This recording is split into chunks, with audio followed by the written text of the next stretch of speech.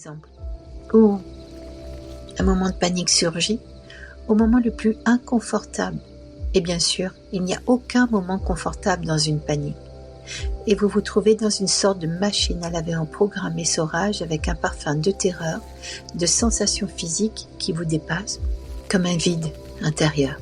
Nous sommes éduqués et nous vivons dans l'idée que nous devons faire des efforts en permanence. Avec cette fichue phrase qui nous dit « Tout ce qui ne nous tue pas nous rend plus forts ». Un temps, oui, c'est exact. Et à un moment, ça nous dépasse.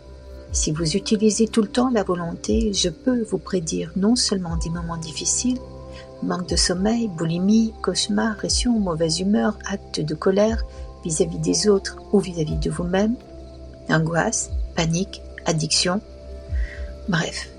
Alors bienvenue, vous avez rendez-vous avec vous-même. Votre cerveau vous envoie un message d'appel au secours.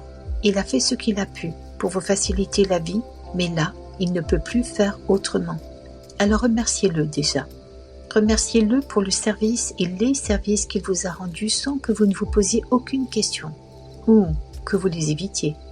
Indispensable. Que vous rencontriez un thérapeute rigoureusement formé. Prenez connaissance des témoignages.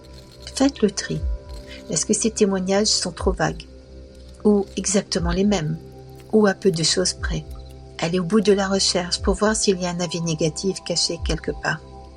Sachez qu'un avis négatif ne remet pas en question la qualité du thérapeute. Ça peut arriver.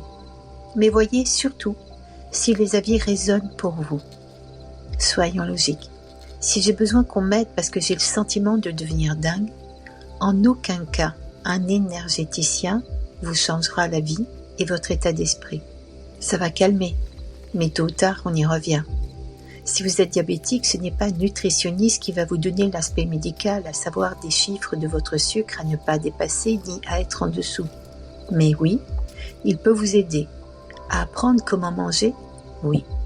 Si vous avez une crise cardiaque, ce n'est pas un acupuncteur qui va changer les choses, non. Il vaut mieux vous rendre d'urgence aux urgences. En revanche, tous ces thérapeutes peuvent vous aider. Mais sachez reconnaître quel est le thérapeute qui vous convient au moment où c'est judicieux. Il est important que vous affrontiez vos doutes. Et c'est pas toujours facile, très honnêtement. D'être accompagné le permet. Les limites de vos pensées en permanence. C'est ainsi que vous allez vous dépasser et acquérir une meilleure connaissance de vous-même. Et ça, c'est vital. S'il vous plaît, prenez soin de vous. Merci. Pour continuer à écouter ce livre audio gratuitement, cliquez sur le lien dans la description et vous pourrez l'écouter en entier sans frais grâce à l'essai de 30 jours d'Audible.